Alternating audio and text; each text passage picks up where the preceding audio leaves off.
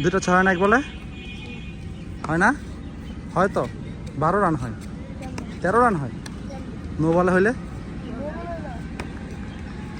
আসসালামু আলাইকুম, শুভ সকাল। আজ সকাল সকাল চলে আসছি আমাদের প্রিয় academy Sonargaon kings club cricket এবং ফুটবল একাডেমি। তো শিশির ভেজা ঘাস, অনেক সুন্দর সকাল। সকাল সকাল আমার সাথে হিমেলও চলে আইছে। কী কারণে আইসে বলতে পারবেন? কারণটা হইতেছে এর পেটটা দেখতেছেন, এই পেটটা কমাইবো। তা আমরা ওয়ার্ম আপ সেশনটা শেষ করবো, তারপরে হিমেলের সাক্ষাৎকার নেবো যে হিমেলের কাছে কেমন লাগতেছে। এই যে আমার সামনে সুজন স্যার ছেলেদেরকে ড্রিল করাচ্ছে ফুটবলের। খুব সুন্দর কাজ, আর অনেক অনেক ছেলে। এটা আসলে আমাদের পরবর্তী প্রজন্মের জন্য খুবই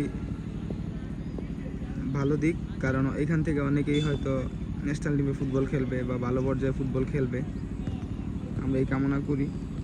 কারণ তারা অনেক সকালে আসছে, আমার থেকেও প্রায় আধা ঘন্টা আগে আসছে, যেহেতু তাদের শরীর অনেক ভিজা দেখা যাইতেছে। ওয়ার্ম আপ সেশন প্রায় শেষ, তো সবাই তাদের জন্য দোয়া করবেন। এই সকালে যে শিশির ভেজা মাঠে আসছি আমরা। অনেক দিন পর যেহেতু মাঠে আসছি, একটু হালকা পাতলা ওয়ার্ম আপ করে নিচ্ছিলাম। আর হিমেল তো আমার চেয়ে অনেক লম্বা এবং স্বাস্থ্যবান, হিমেলকে আমি ধরে রাখতে পারতেছিলাম না। আমরা একটু স্পিনের কাজ করতেছিলাম, যে শরীরে যেন একটু হালকা লাগে, তো তারই পরিপ্রেক্ষিতে এই কাজগুলো করতেছিলাম। আরেকটা বিষয় হচ্ছে, আমরা যখন ক্রিকেট প্র্যাকটিস করতাম তখন আমাদের কোচরা বলতো যে তোমরা যত সকালে উঠবা তোমাদের দিনটা তত বড় হইব। তো আলহামদুলিল্লাহ আজকে আমরা সকালবেলা উঠতে পারছি। আমাদের দিনটা হয়তো অন্যান্য দিনের চেয়ে আজকে 1-1.5 ঘন্টা বা 2 ঘন্টা বেশি যাবে, কারণ বড় হবে আমরা, কারণ সকাল টাইমটা 2 ঘন্টা বেশি সময় পাইছি। আমরা একটু গাম জড়ানো অনুশীলন করে যাচ্ছি। হিমেল তো খুব সিরিয়াস, কারণ হিমেলের শরীর কমাইতে হইব, আবার সামনে সিজন হিমেলে ভালো করবে ইনশাল্লাহ। আপনাদেরকে বলছিলাম যে আমাদের ওয়ার্ম আপ সেশন শেষে আমরা আবার আসমু। এই যে হিমেলের অবস্থা, হিমেল তোর অনুভূতির একটু বলো। অনেক আজকে হয়েছে প্র্যাকটিস, ক্লান্ত হয়ে গেছে পুরা। আচ্ছা, এখন আমি একটা কথা বলি, যে কেউ কথা রাখেনি, যেমন কথা রাখেনি হিমেলের সাথে রাব্বি, হিমেলের সাথে বাপ্পি। কথা ছিল এরা সকালে আসবো, আর কথা যদিও আদিব রাখছে, আদিব অল্প একটু কথা রাখছে, কিন্তু আইয়া আর কোনো কাজ নাই। হ্যাঁ, দাঁড়ায় রয়েছে। হ্যাঁ, আমাকে ওয়ার্ম আপ দেখতে নিজে গাইমা টাইমা আর ওয়ার্ম আপ হয়ে গেছে। আমি বললাম শুক্কু, তুই কার মতো বল করবি কর, আজকে তোর একদিন আমার মতো করতেছি, আজকে দেখা দেবো ভাই, ভিডিওটা করো। আসসালামু আলাইকুম, আমি রাকিবুল হাসান হিমেল। আশরাফুল ভাই ব্যাটিং করছে। আমার আর আদিবের থেকে, রাজীব ভাইয়ের থেকে বড় 6 মারার চ্যালেঞ্জ অ্যাকসেপ্ট করছে। দেখা যাক কি হয়। আদিব একটু আমাকে ডিল করাইতেছিল যে কীভাবে বড় বড় 6 হাঁকানো যায়। নর্মালি আদিব, রাজীব মামা, তারপর রাকিবুল হিমেল, এরপর আছে আমাদের মহাসিন ভাই, রাজ, হুন্ডা মালিকের মতো নুর আলম ভাই, অনেক বড় বড় ছক্কা হাঁকায়। তাই আমি একটু অনুশীলন করতেছিলাম যে কীভাবে বড় ছক্কা হাঁকানো যায়।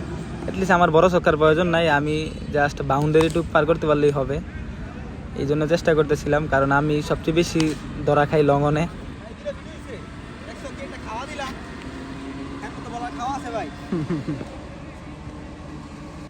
ফিমেল পাওয়ার হিটিং প্র্যাকটিস করতেছে। ও রে, শট বল, জাদুঘর নেট ছিড়া। আরেকটা বল কর। অনেক শক্তি আছে, এই বড় বড় মারে।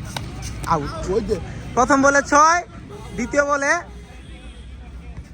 আমাদের আশরাফুল ভাই করে ব্লার হয়ে রয়েছে। এই যে পাইছে বলটা, জাদুঘর নাচতেছে ফ্রিতে না, বলো না। ওই যে আদিবের স্পেশাল ক্লাস চলতেছে হিমেলের বিপক্ষ। ওমা,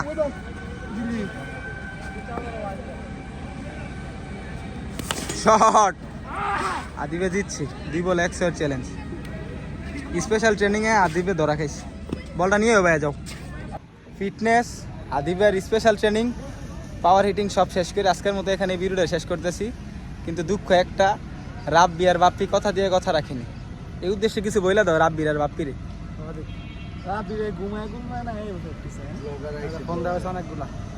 রাত্রে 2:30 বাজে 3টা বাজে অনলাইনে কি করে ভাই? আবার জিগেলে আমি পিওর সিঙ্গেল।